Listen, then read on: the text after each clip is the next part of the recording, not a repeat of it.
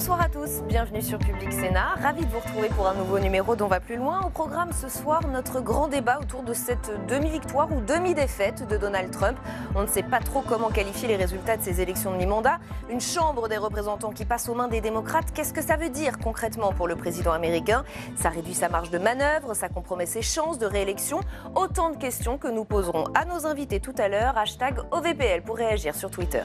Notre match des idées, il opposera Pierre Jacquemin à Jean-Marc Zulesi. Nous reviendrons sur l'étape 3 de l'itinérance mémorielle d'Emmanuel Macron. Une journée plus marquée par les polémiques que par les cérémonies d'hommage, notamment la polémique sur Pétain, quand le déplacement présidentiel vire au bras de fer avec les Français. Nous en débattrons dans 10 minutes. Et puis l'actualité, c'est aussi la France qui cherche une solution pour aider Asia Bibi, cette Pakistanaise chrétienne enfermée pour blasphème contre l'islam. Comment peut-on être menacé de mort parce qu'on a bu l'eau d'un puits? Éclairage sur cette histoire et sur le Pakistan ce soir avec notre invitée Anne-Isabelle Tollet. Elle a rencontré Asia Bibi à plusieurs reprises. Elle a été grand reporter au Pakistan. On en parle avec elle après ce point sur l'affaire de Cécile Cixous. Libérer Asia Bibi, c'est l'appel lancé par des personnalités politiques et intellectuelles françaises, dont Elisabeth et Robert Badinter, ou encore Anne Hidalgo et Laurent Wauquiez. Leur objectif, sauver la Pakistanaise chrétienne incarcérée et menacée de mort dans son pays. En 2010, Asia Bibi a été condamnée pour blasphème. Son tort, avoir bu l'eau d'une fontaine publique réservée en principe aux musulmans. La semaine dernière, la Cour suprême du Pakistan l'a acquittée, mais les islamistes qui exigent son exécution ont mis la pression sur le gouvernement pakistanais pour qu'elle reste en prison. Ils ont bloqué pendant 3 jours les principaux axes du pays. Son avocat, également menacé de mort, a quitté le pays. Son mari a lui demandé l'asile pour sa famille et ses proches, une demande étudiée par la France et ses partenaires européens. Dans un communiqué, la secrétaire d'État Marlène Schiappa a annoncé voir quelle forme de soutien ou d'accueil pourrait lui être apportée. Ce dossier, a-t-elle ajouté, est suivi de très près par le président de la République et le ministre des Affaires étrangères. Dans l'entretien avec notre invitée ce soir, Anne-Isabelle Tollet, bonsoir, merci d'avoir accepté notre invitation. Vous êtes rédactrice en chef à CNews, porte-parole du comité international Asia Bibi. Vous avez publié un livre qui est intitulé « La mort n'est pas une solution » et vous avez rencontré Asia Bibi à plusieurs reprises puisque, je le disais, vous avez travaillé au Pakistan. Marlène Schiappa affirme que la France cherche comment aider Asia Bibi. Est-ce que vous avez bon espoir que cela aboutisse sur des choses concrètes? Je crois même que vous avez vu Marlène Schiappa. Oui, je l'ai rencontrée ce matin. Ouais. On a fait une forme de réunion de travail pour justement mettre à plat un peu tous les tenants et les aboutissants et comment on pouvait au mieux, du moins quel était mon sentiment par rapport à l'aide de la France. Et j'ai donné quelques pistes, une forme de feuille de route afin que déjà de les rassurer sur le fait que ce serait pertinent d'intervenir maintenant parce qu'il n'y avait pas le choix et qu'au contraire il y avait une fenêtre de tir assez courte et qu'il fallait mettre une pression, exercer une pression et quitte à ce que la France soit un pays étape pour qu'après la famille d'Asia Bibi aille ailleurs, mais en tout cas que parce que je suis française, parce que la France est le pays des droits de l'homme, eh bien, on avait toute la légitimité pour réagir, intervenir. Et vous sentez que ça peut aboutir très concrètement? Vous l'avez senti de très bonne volonté? Très clairement, le président Macron, même s'il ne s'exprime pas publiquement pour le moment, suit cette affaire de très près. Et avec prudence justement parce que c'est assez complexe en termes de diplomatie. Il faut faire attention de ne pas froisser les autorités pakistanaises, de ne pas faire d'ingérence. Donc c'est très pointilleux, très pointu, il faut être prudent, mais on va y arriver. Et puis vous avez vu cet appel d'une quarantaine d'intellectuels qui signent donc un appel à une libération, je les cite, toutes affaires cessantes. Et ils invoquent la tolérance religieuse, la pluralité des idées, l'égalité entre les sexes. Ça, ce sont des valeurs occidentales, mais pas du tout pakistanaises. Oui et non, parce que si on se réfère à la loi et la constitution pakistanaise, il n'y a aucune raison qu'Asia Bibi soit d'abord ait été condamnée à mort pour un délit de blasphème qu'elle n'a pas commis, parce que le problème de cette loi du blasphème au Pakistan, c'est qu'elle est utilisée comme une arme, instrumentalisée par comme un prétexte pour régler des comptes personnels, des querelles de voisinage, voire se débarrasser d'un rival, si bien que Asia Bibi a toujours clamé son innocence. La Cour suprême a démontré qu'elle était innocente puisqu'elle était victime de faux témoignages. Mais pour autant, le volte-face auquel on assiste ces derniers jours est sidérant. C'est une mascarade totale du Pakistan, mais en même temps, quand on regarde de plus près ce pays, quand on le connaît, parce que c'est vrai que j'ai une expertise de terrain, je suis très attachée à ce pays et je comprends les difficultés sur place parce que la pression des fondamentalistes religieux est telle qu'il est compliqué de gouverner avec ces fanatiques qui ont paralysé le pays ces 3 derniers jours. Mais alors, est-ce que vous y voyez une responsabilité du Premier ministre? Je vais le dire pour nos téléspectateurs. Imran Khan, qui n'est pas très connu ici, qui est un ancien champion de cricket, a priori plutôt un homme moderne, avec des valeurs occidentales, lui a passé un compromis avec ces islamistes. Il a pactisé avec le diable, c'est ça le problème? Oui, on peut le dire comme ça. Alors Imran Khan, moi je le connais personnellement et je peux témoigner de son ouverture sur le monde occidental. Et d'ailleurs, il a salué publiquement l'acquittement d'Asia Bibi. Mais face à la paralysie de son pays, il a acheté une forme de paix sociale. Alors c'est peut-être une tactique pour qu'on gagne du temps. C'est pour ça que c'est à nous, là, la communauté internationale, d'intervenir. Mais pour autant, c'est compliqué. Il joue aussi une forme de double jeu parce que, certes, il est très libéral et prône un islam modéré. Pour autant, il a été élu grâce à ces fameux partis religieux qui sont dans la rue. Il est lui-même pachtoun. Il a été parfois un peu conciliant avec les talibans pakistanais. L'ambiguïté, c'est une accusation récurrente pour les autorités pakistanaises. Oui, donc de toute façon, c'est endémique. Le Pakistan est un double jeu à lui tout seul. Donc, ça veut dire qu'on ne peut pas concrètement gouverner au Pakistan sans les islamistes? On est obligé de faire avec eux? On est obligé de faire avec parce que les partis religieux sont très puissants. C'est un lobbying considérable. Ils sont certes emmanchés, alors pas ouvertement, mais quand même avec les talibans pakistanais, avec Daesh aussi par extension. Il y a quelques années, les réseaux Al-Qaïda. Et ils sont très proches de l'armée et très proches aussi des services de renseignement. Donc c'est une forme de contre-pouvoir avec lequel le Premier ministre doit conjuguer. Donc là, pour être précis, Asia Bibi ne va pas être jugée. Pour le moment, Imran Khan, le Premier ministre du Pakistan, a accepté une requête en révision du procès. Donc tant que cette requête n'est pas acceptée, Asia Bibi est toujours acquittée et peut être exfiltrée puisque l'interdiction de sortie du territoire n'a pas été signée non plus puisqu'elle ira de pair avec cette révision du procès si jamais le gouvernement décide de revoir le jugement de la Cour suprême. On ne va pas refaire ici ce soir évidemment toute l'histoire du Pakistan, mais est-ce que vous pouvez en quelques mots nous dire comment on en est arrivé là? Comment c'est possible que les islamistes aient pris autant de pouvoir dans ce pays? Est-ce que c'est lié dès la naissance du Pakistan? Est-ce que c'est lié à son histoire? Qu'est-ce qui s'est passé? Non, c'est au fur et à mesure. D'ailleurs, c'est assez récent. Quand on regarde la loi du blasphème qui visait à radicaliser la société pakistanaise sous la pression islamiste, justement, elle date de 1986. Voilà. Et puis, c'est en 1994 que la peine de mort a été rajoutée en cas de délit de blasphème. Donc, finalement, c'est pas si vieux que ça. Mais parce qu'il y a ces groupes fondamentalistes qui exercent cette pression sur la classe politique pakistanaise, il est difficile de réformer le Pakistan. Il est difficile de faire sans parce que ils tuent tout simplement ou ils commettent des attentats, ou ils font commettre des attentats pour maintenir cette pression sur la classe politique pakistanaise qui, elle, est très ouverte et qui d'ailleurs, le Pakistan est un pays partenaire. Et est-ce que c'est pas aussi peut-être parce que l'islam est un ciment de ces peuples qui sont nés de plein de populations avec des mœurs et des habitudes différentes et il n'y a que l'islam pour les réunir et d'où le poids peut-être de l'islam ou pas? Vous avez raison, ils sont, la religion au Pakistan, c'est l'ADN du Pakistanais, c'est sa carte d'identité. Il est d'abord ça, c'est intéressant pour nos téléspectateurs de l'entendre. D'abord musulman pratiquant que citoyen, voilà. Même si c'est une république islamique et que les élections ont lieu de manière très démocratique. Mais effectivement, l'islam est prépondérant dans l'identité de chacun. Puisque quand même, il faut rappeler que 97% des Pakistanais sont des musulmans sunnites. Et c'est aussi un pays qui s'est construit par opposition à l'Inde. L'Inde, oui, étant un frère ennemi, c'est vrai, il faut rappeler. Alors, si on fait juste très vite, les Indes, sous la colonie britannique, étaient qu'un seul pays. Le Pakistan est né en 1947, donc c'est un pays nouveau. Et ils ont décidé, finalement, de faire naître le Pakistan parce qu'il y avait une grosse communauté musulmane. Ils se sont dit, les musulmans ne vont pas pouvoir cohabiter avec les hindous. Et c'est pour ça que le Pakistan existe. Mais c'est un pays tout neuf, finalement, 1947.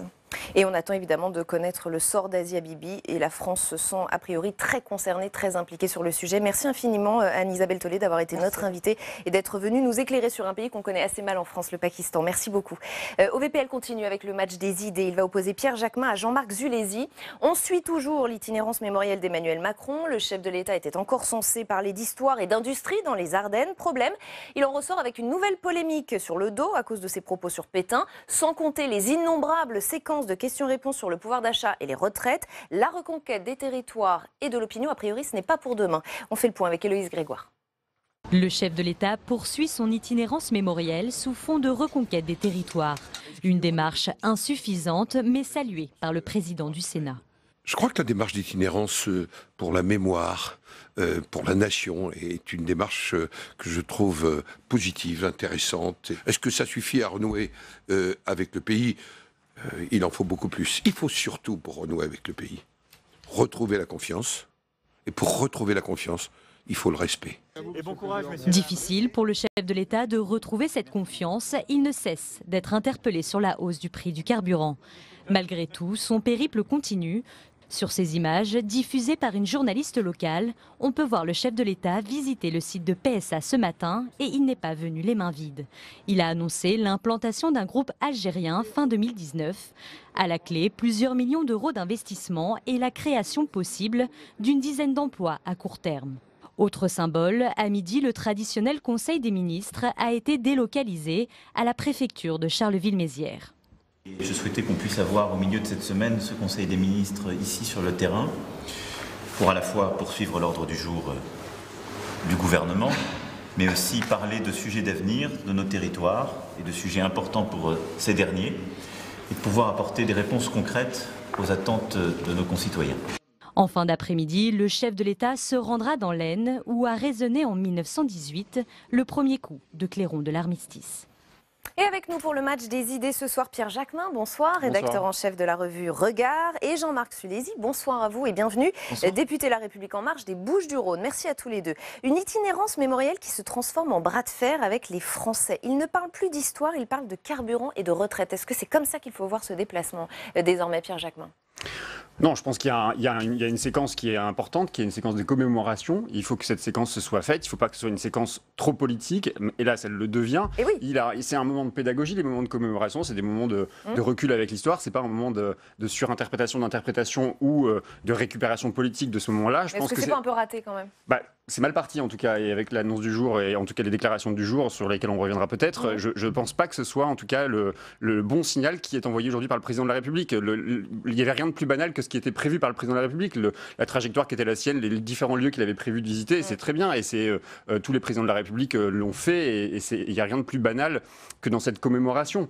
La question, c'est qu'est-ce qu'on fait de cette commémoration ? Quelle lecture on veut en faire ? Comment on l'interprète ? Et dans quel sens on veut aller ? Il faut qu'il y ait de la pédagogie. On n'attend pas du président de la République qui nous fasse un cours d'histoire. On attend du président de la République qui fasse de la pédagogie sur la question historique. Il a essayé, hein, Ensuite, il est entré en contact bien sûr, il a essayé, avec les mais il faut Français. faire attention. Et il faut laisser aussi les historiens s'exprimer. Donc voilà, chacun doit être dans son rôle, et je trouve que le président de la République est sorti de son rôle aujourd'hui. Jean-Marc Zulesi, est-ce que vous trouvez que ce déplacement présidentiel a finalement perdu un peu de son sens initial ? Je ne crois pas, parce qu'on a un président de la République qui est au contact des Français. On veut redonner du sens à notre histoire.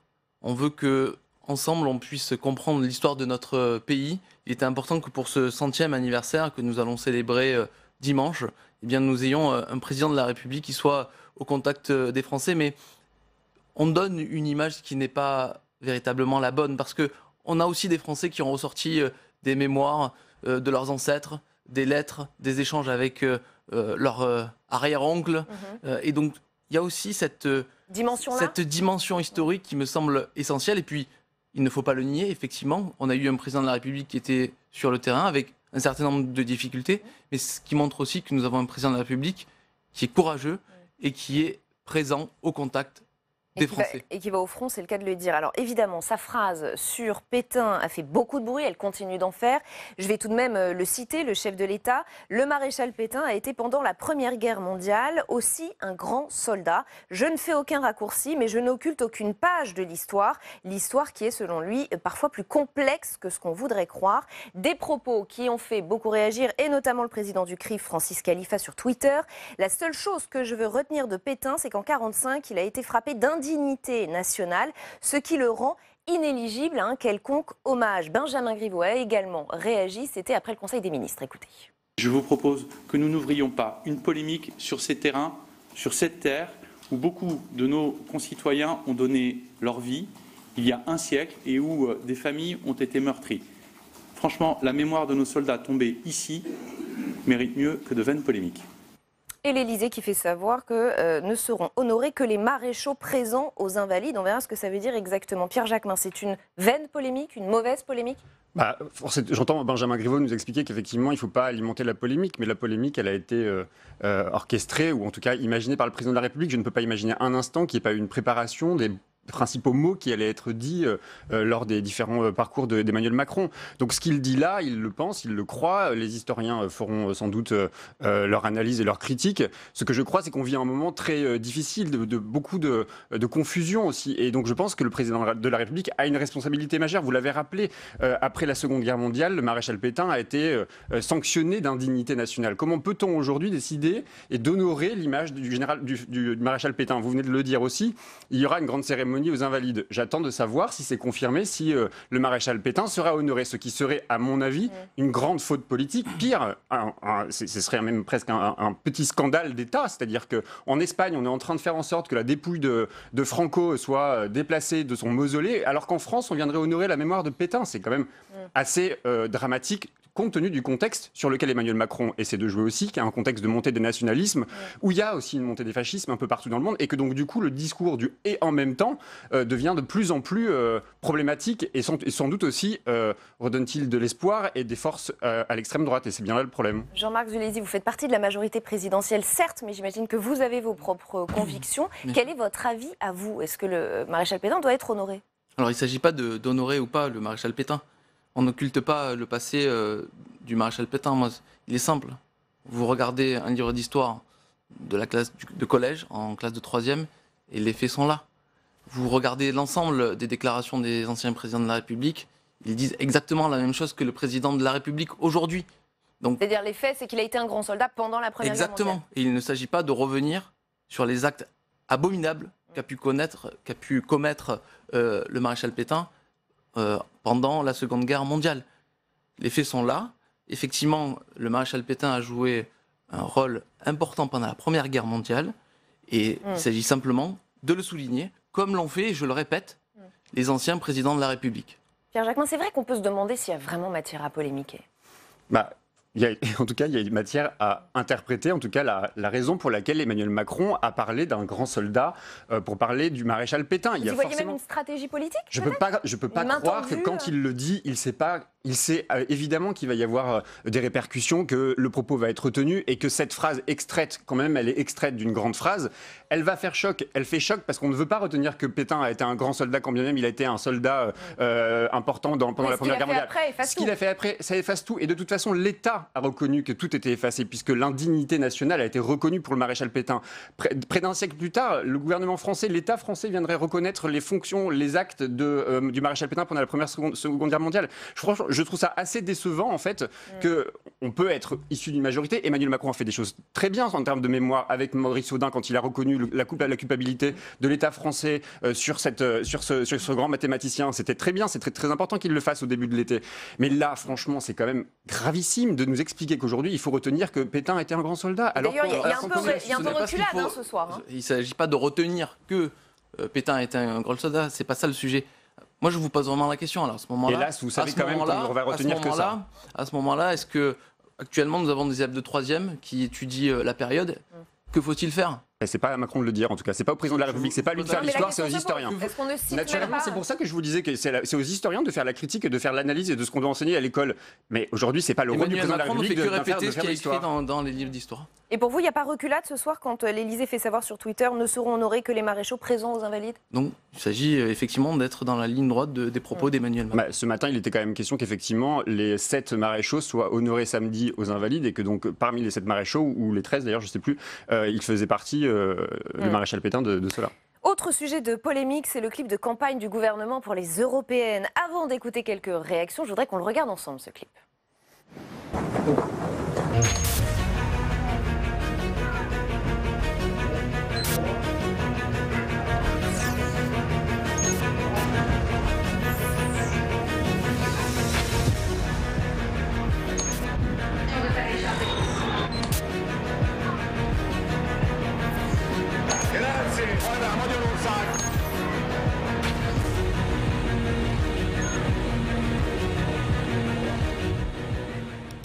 Alors, tout a été dit, clip de propagande, clip anxiogène, clip populiste, les critiques vont bon train et elles viennent de toutes parts.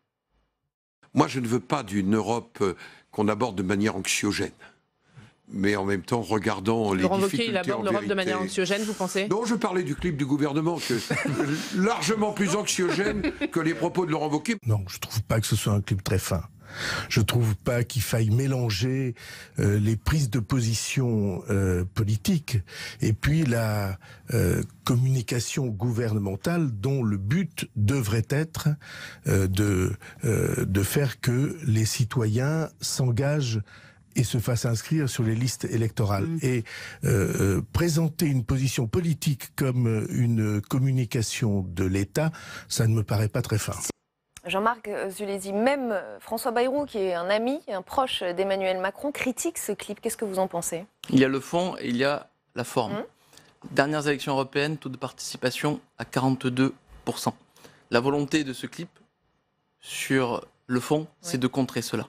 C'est de contrer cela et de montrer que l'Europe, oui, peut agir en matière de climat, en matière d'emploi, mais aussi en matière d'immigration. Donc il est là pour mobiliser. Il est là pour mobiliser, mais aussi pour rappeler que nous avons en Europe, effectivement, avec Salvini, avec Orban, des ennemis de l'Europe.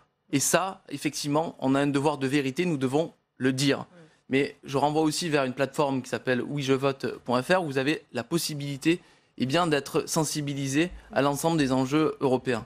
Et donc le véritable enjeu de tout cela, et excusez-moi de le répéter, c'est la participation aux élections européennes. Nous devons ensemble sensibiliser nos concitoyens pour que, ensemble, tous les citoyens se rendent dans les bureaux de vote en avril 2019. Pierre Jacquemin, c'est un clip anxiogène selon vous, un clip de propagande? Après tout, c'est normal aussi qu'il aille dans le sens de la majorité. Non. Il aurait dû être neutre. Il aurait dû être neutre. On aurait dû avoir effectivement un clip institutionnel.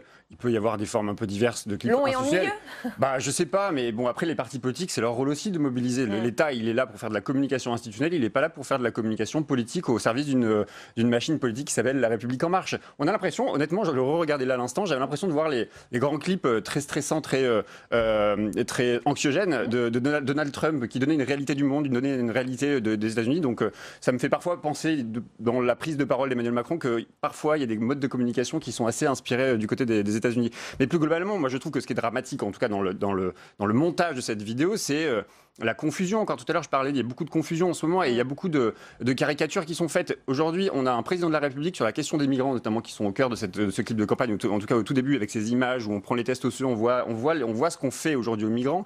Et compte tenu de la réponse d'Emmanuel Macron, ce qui est dingue, c'est de se dire, en fait, il est responsable de cette situation. Il est responsable, il fait partie de ces dirigeants européens qui ne veulent pas ouvrir les frontières et qui veulent fermer les frontières, qui veulent un monde toujours plus libéral tout en critiquant cette Europe très libérale. Donc il y a toute cette contradiction qui voudrait faire en sorte que c'est la faute de l'Italie, c'est la faute de la Hongrie, c'est la faute des autres, mais c'est jamais la faute de celui qui est en responsabilité en France que l'Europe est en échec aujourd'hui. L'échec de l'Europe, c'est la responsabilité des politiques libérales qui sont menées par votre majorité. Vous parliez de Matteo Salvini, il a réagi lui-même à ce clip sur Twitter. Je voudrais juste vous lire sa réponse. Le gouvernement français publie avec l'argent des contribuables un clip officiel pour les européennes en m'utilisant comme un épouvantail. Macron et ses amis doivent avoir très peur. En 2019, ils attendent un printemps des peuples qui va les balayer. Comment vous réagissez à cela, Jean-Marc Zulesi? Il y a un peu de fébrilité du côté du gouvernement pour, à ce point, mettre... Il n'y a aucune fébrilité, mais une volonté de sensibiliser nos concitoyens et de porter le projet européen. Ce clip, ce n'est pas un clip de La République En Marche. Elle ressemble. Mais ce n'est pas un clip de La République En Marche.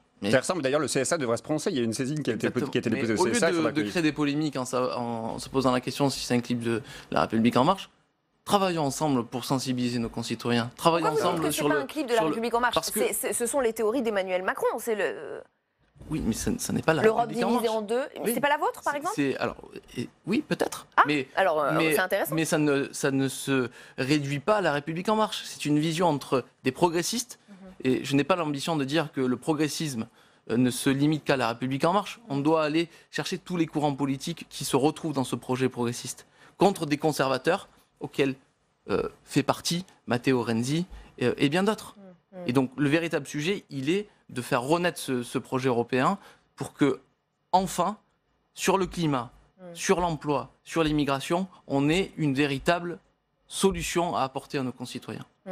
Et on apprend à l'instant qu'un sondage vient de tomber disant que Rassemblement National et La République En Marche seraient au coude à coude pour les prochaines européennes. C'est vrai qu'on est quand même dans ce jeu-là. Ils sont au coude à coude et je crois même que, pour avoir eu vent de ce sondage, la République En Marche serait en deçà des précédents sondages.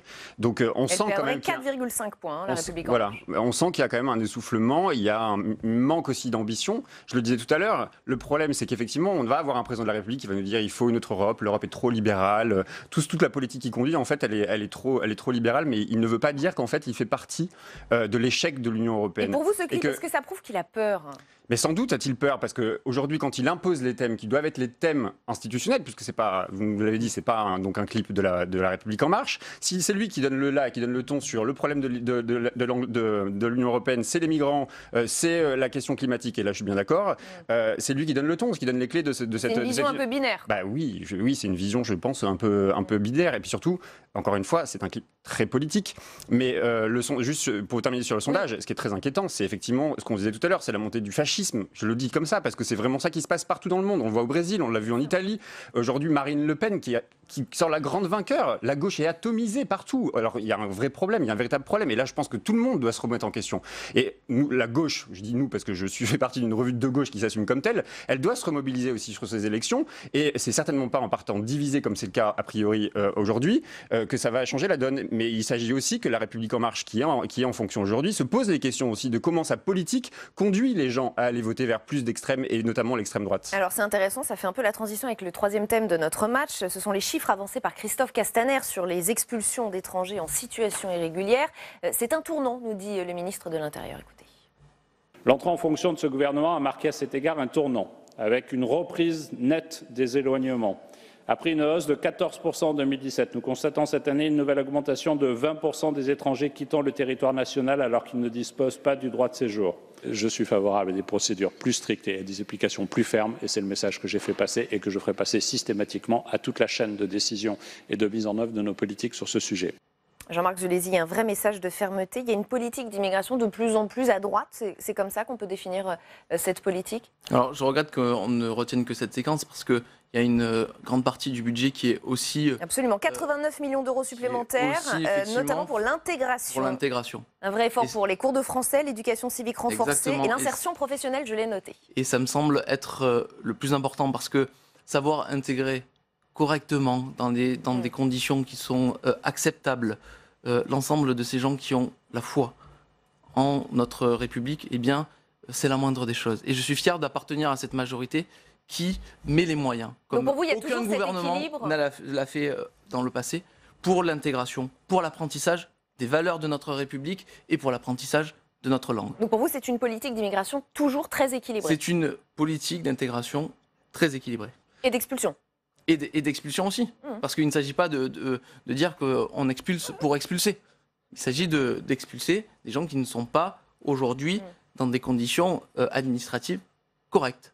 Pierre Jacquemin, c'est vrai qu'il y a un budget qui est alloué à l'intégration. Ça s'accompagne. Ce n'est pas qu'une politique de mise à l'extérieur de nos frontières. Il y a une vraie politique d'intégration. Alors, aussi. il y a une vraie politique d'immigration de la part de cette majorité. D'ailleurs, un texte a été voté. C'est sans doute le texte le plus rétrograde ou le plus liberticide qui existait de la Ve République, avec un droit d'asile qui est totalement bafoué, ou en tout cas qui est totalement mis en échec. Et ce qui est problématique, c'est quand on écoute les services de l'OFPRA, par exemple, qui étudient les demandes d'asile, elles disent leur désarroi. Elles ont un manque de moyens considérable. Il n'y a pas suffisamment de personnes. Donc les dossiers sont de plus en plus longs.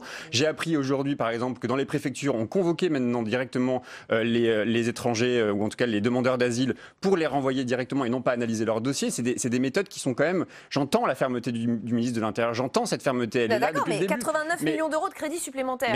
Mais les crédits supplémentaires, c'est très bien. Je ne sais pas si c'est des mots, je ne connais pas exactement les chiffres, mais c'est sûr qu'il faut... C'est même pas une question d'intégration, c'est donner les éléments pour que ces personnes puissent être en situation, de travailler, encore faudrait-il leur donner le droit de travailler, mais surtout, moi j'ai envie de dire une chose quand même, c'est, regardez quand même partout en France, dans les régions, dans les campagnes, ces maires qui se battent pour accueillir. Ils ont un problème très concret, j'ai pas honte de le dire parce qu'il n'y a pas un côté utilitaire à l'immigration, je suis pas un immigrationniste, mais quand même, il y a du positif dans tout ça, et ce qui est problématique, c'est qu'Emmanuel Macron, pendant la campagne présidentielle, avait reconnu le talent et la logique politique de Angela Merkel d'accueillir le million de migrants, et il avait dit d'ailleurs que la France était une terre d'accueil, et aujourd'hui, on ne sait pas reconnaître tous ces milliers de maires qui se mobilisent pour accueillir. Des maires sauvent leur école parce qu'ils renouvellent la population de leur et c'est pas grave de le dire comme ça, mais c'est pas grave l'immigration n'est pas un problème, la question c'est l'accueil qui est problématique. On ne sait pas accueillir, encore faut-il mettre les moyens pour accueillir, et c'est ça qui manque dans le budget. C'est toute l'ambition effectivement de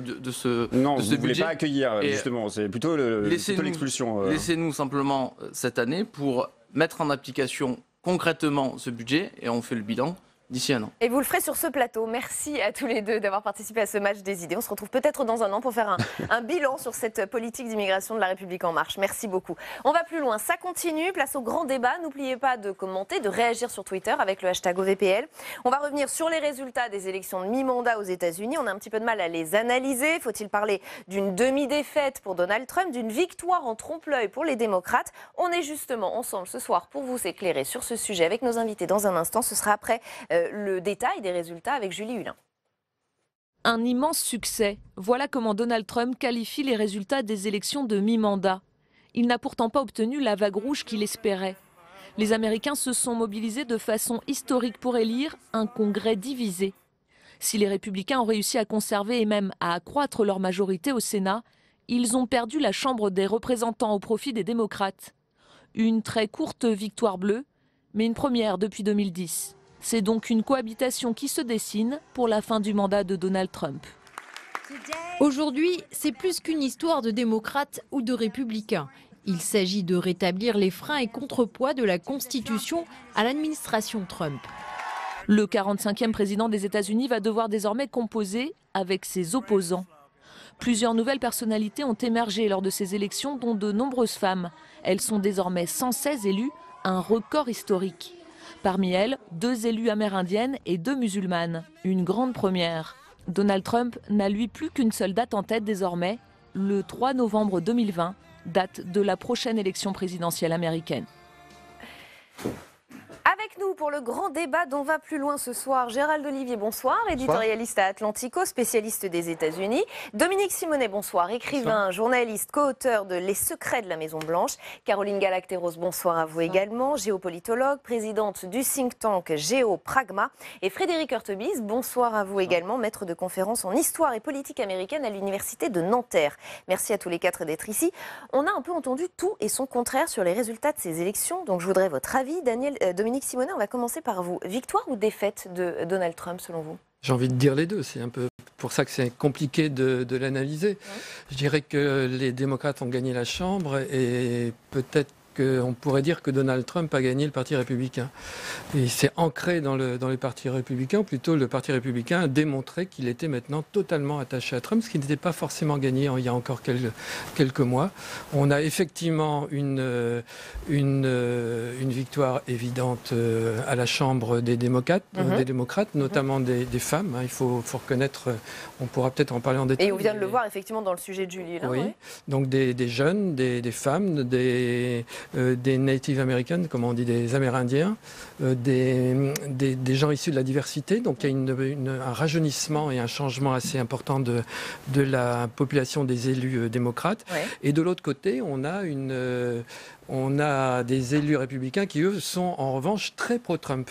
Donc, d'une certaine manière, la stratégie de Trump, qui était de diviser, a gagné. Il a effectivement divisé et même polarisé encore davantage, à la fois la Chambre, mais aussi, je crois, la société qui est américaine, qui est de plus en plus divisée. En tout cas, quand on vous entend, il a peut-être un peu plus gagné que perdu, Donald Trump.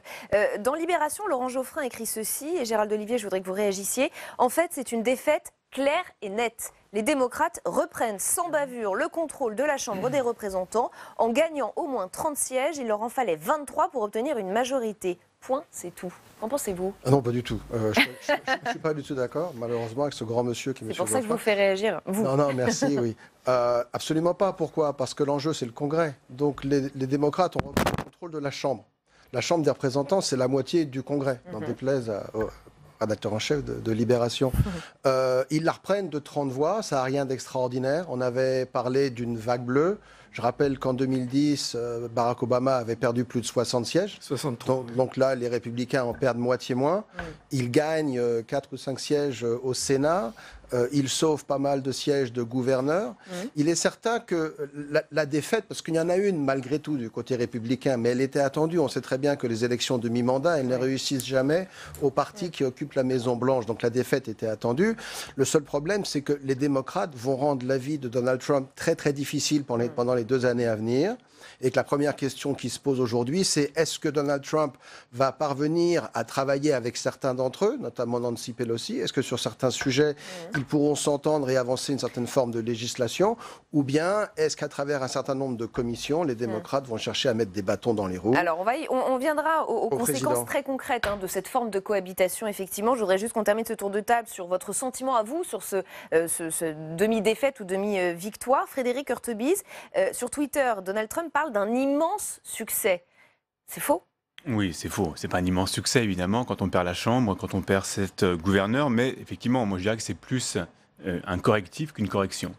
C'est-à-dire que les démocrates ont remporté avec une majorité qui est effectivement pas très forte, la Chambre des représentants, ce qui va leur donner, on y viendra peut-être plus tard, quand même des pouvoirs assez importants, notamment dans les commissions, pour compliquer la vie de Trump, aller un petit peu investiguer là où ça fait mal sur la Russie, sur les affaires financières également.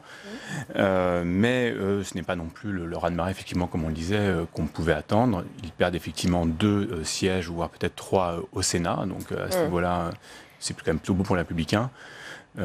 Ça reste quand même malgré tout plutôt une victoire pour les démocrates. Moins importante que celle qui était peut-être attendue, mais ça reste néanmoins une victoire. Et pourtant, Caroline Galacteros, tous les voyants économiques sont au vert. Donald Trump a mis le paquet sur cette affaire de caravane de migrants, sur la politique d'immigration.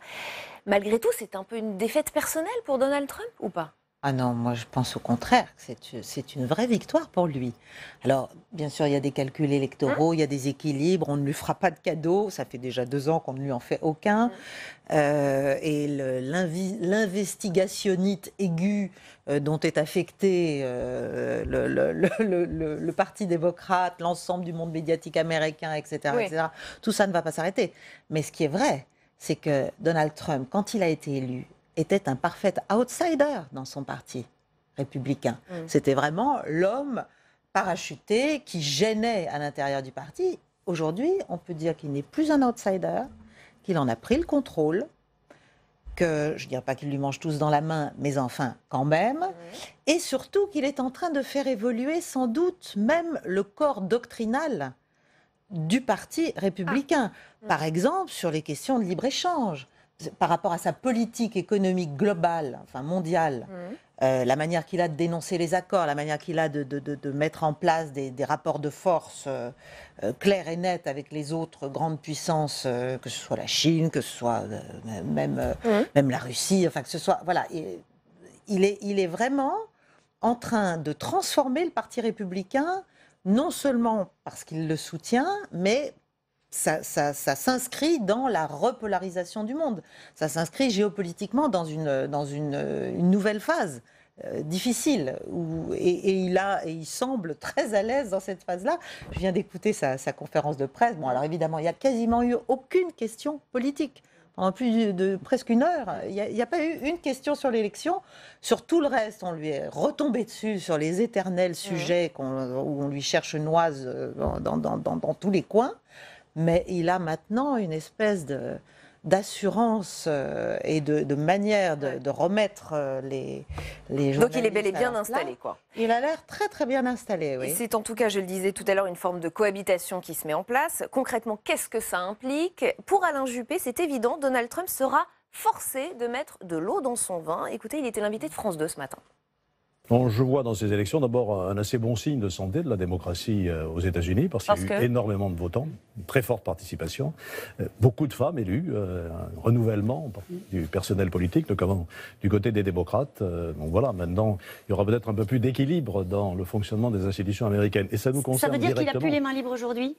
Oui, bien sûr. On sait très bien que, notamment dans le domaine budgétaire, le Congrès peut s'opposer à certaines décisions du président. En tout cas, ça le conduira à négocier davantage, à rechercher davantage des équilibres, alors que ça n'est pas sa tendance naturelle.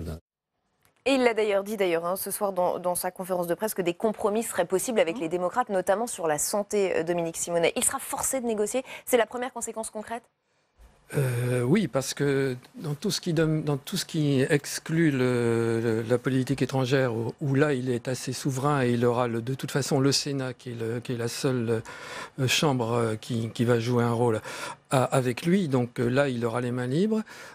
Pour le reste, effectivement, dans toutes les questions de société et toutes les questions économiques intérieures, il va devoir négocier avec la Chambre. Alors, est-ce qu'il peut négocier? C'est vrai qu'il vient de le dire dans sa conférence de presse en disant on va inaugurer une magnifique saison de coopération avec les démocrates.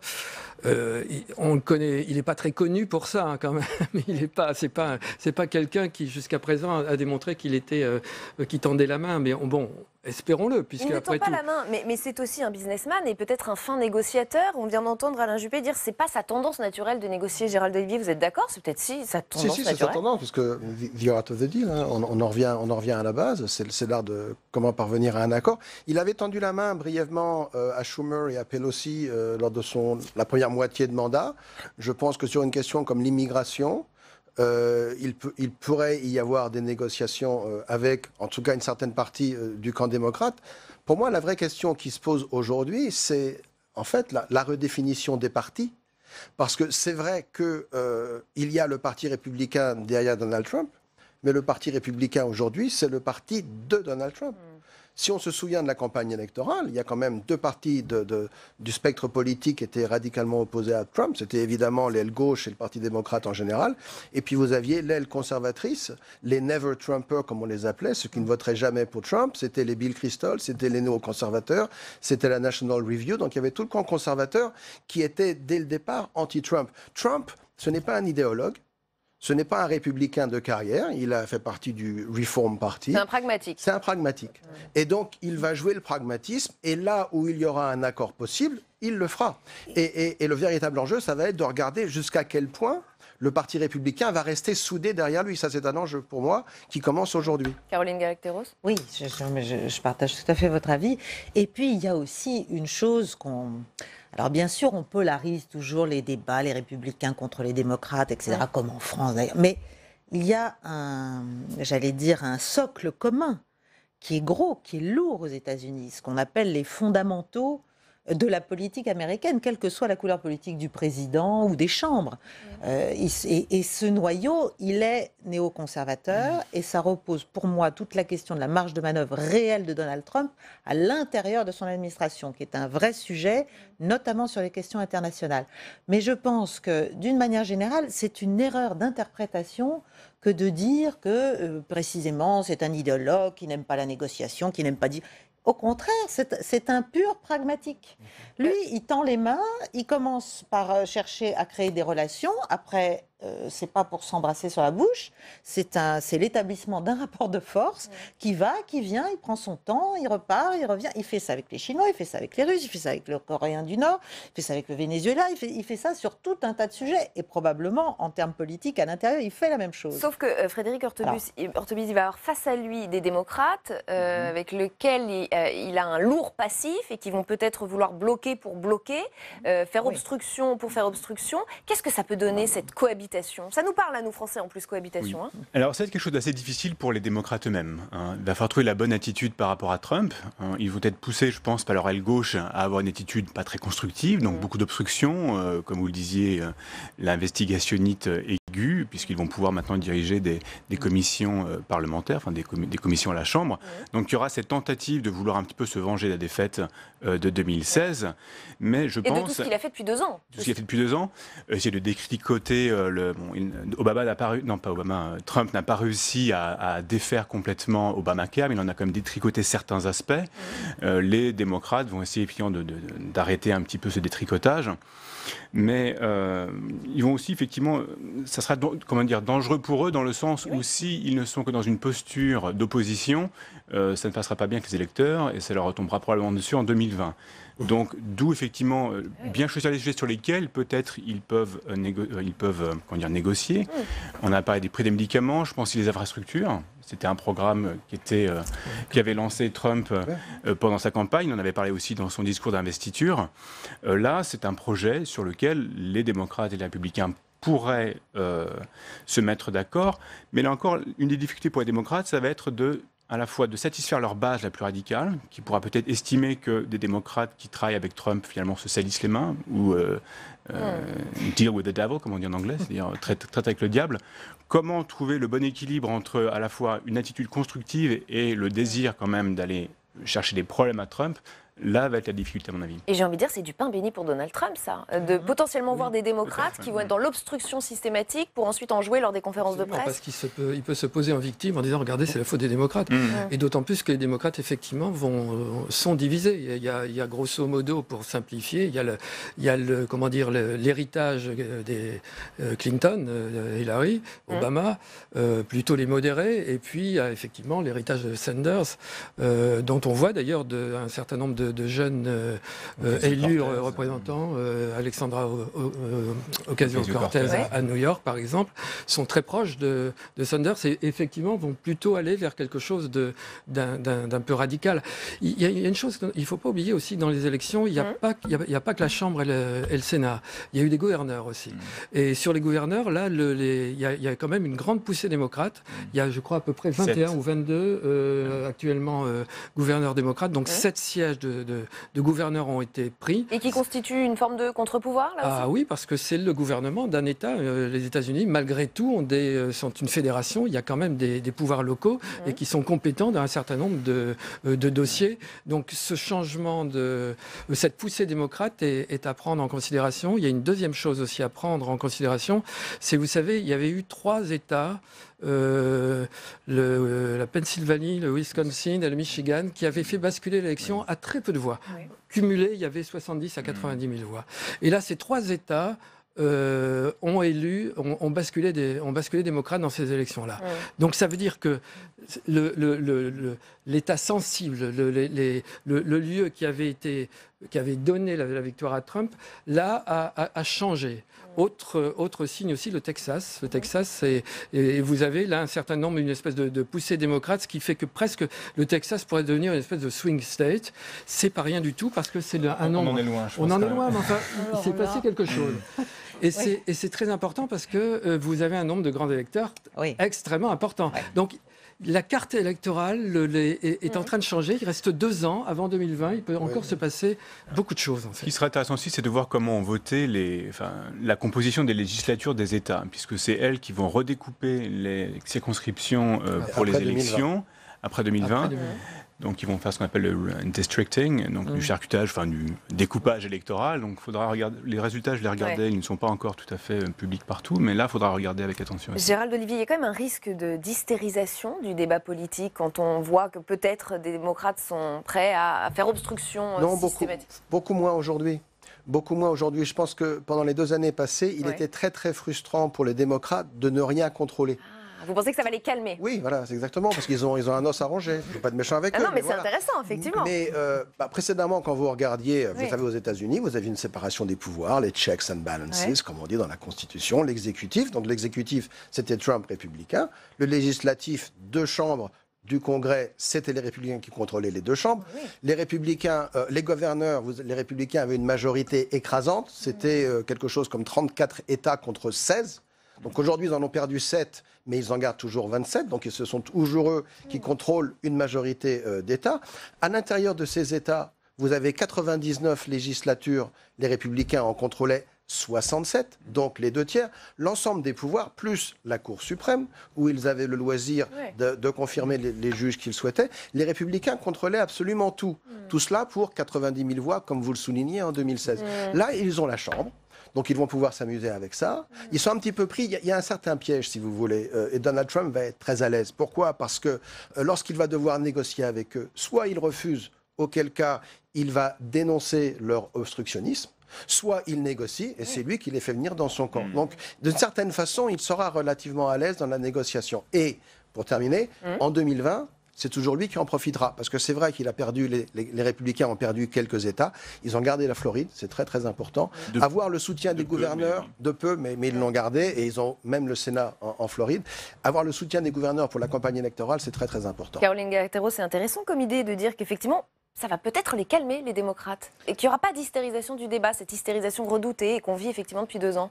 Moi, je suis prudente parce que je trouve que c'est tellement ahurissant ce qui se passe depuis que Donald Trump a été élu que voilà, on est sans arrêt. Enfin, je ne sais pas comment il fait pour travailler. Vous voulez dire. Je ne sais pas comment cet homme fait pour travailler. C'est-à-dire, il passe sa vie à devoir répondre à des investigations sur tout et n'importe quoi. Oui, il les provoque. Puis maintenant, il fight back. Il fight back. Ouais, mais exactement. Donc, on mise sur sa personnalité, etc. Mais sur le fond, l'obstructionnisme, il est là. Donc là, j'espère que peut-être ça va se calmer un petit peu. Je pense que aussi, pour revenir à l'idée de la victoire, mais je crains que bon, les questions sur la Russie, ça va continuer. Enfin voilà, parce qu'il a en matière internationale notamment des idées qui vont à l'encontre d'un certain nombre des gens qui l'entourent maintenant dans des positions importantes et qui sont aux manettes de la politique étrangère américaine. Or, lui, il a ses vieilles idées de faire des deals. En sa faveur, en faveur bien sûr des intérêts américains, mais que ce soit avec Poutine, que ce soit avec Xi Jinping, etc. Donc ça, je pense que ça va être quand même compliqué. Rien n'est jamais vraiment gagné pour lui. Ce qui est intéressant, et je crois que c'est une des causes quand même de la victoire, et c'est que finalement, il incarne de plus en plus ce qui manquait aux Américains sous Obama.